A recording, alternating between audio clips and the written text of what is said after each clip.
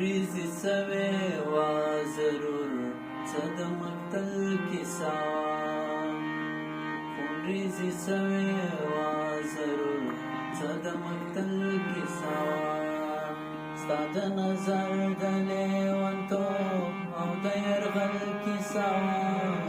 ستا د نظر د لیونتوب او د یرغل کسا خون ریزی سوی وا ضرور صد مقتل کسا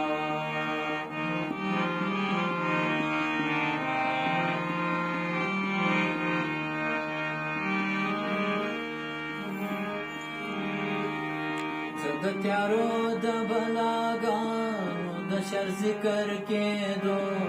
څه د تیارو د بلاګانو د شر ذکر کېدو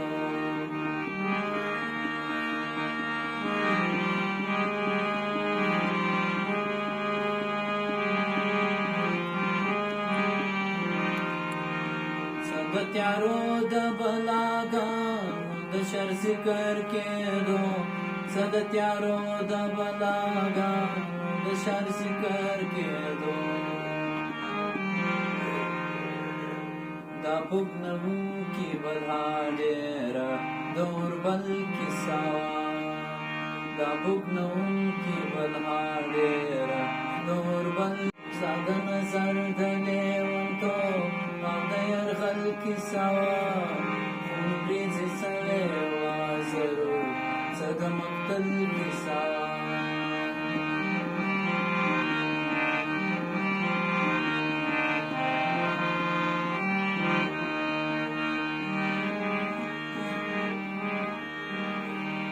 هغې زخمونه د تور دیو د ګزارونو ښودل هغې زخمونه د تور دیو د ګزارونو ښودل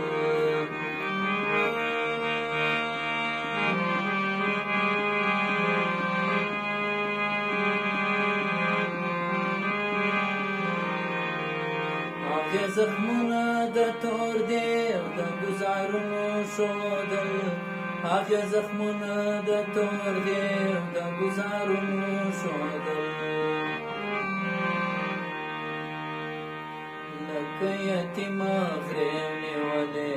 د کابل کیسه وه لکه یتیمه غرې نیولې د کابل کیسه وه ستا د نظر د لیونتوب او د یرغل کیسه وه ستا د نظر د لیونتوب او د یرغل کیسه وه خون ریزې سوی وه ضرور ستا د مقتل کیسه وه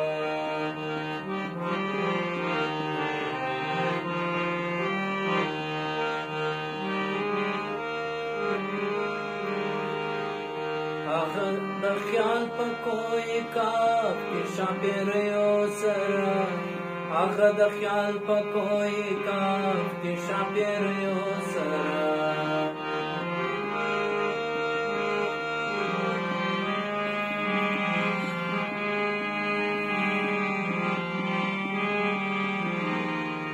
هغه د خیال په کوی کاف کې شاپیریو سره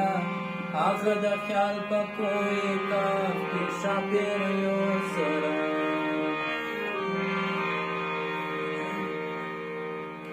اورمه څنګه تبسمه د غزل کیسه وه اورمه څنګه تبسمه د غزل کیسه وه ستا د نظر د لیونتوب او د یرغل کیسه وه ستا د نظر د لیونتوب او د یرغل کیسه وه خون ریزې سوی وه ضرور څه د مقتل کیسه وه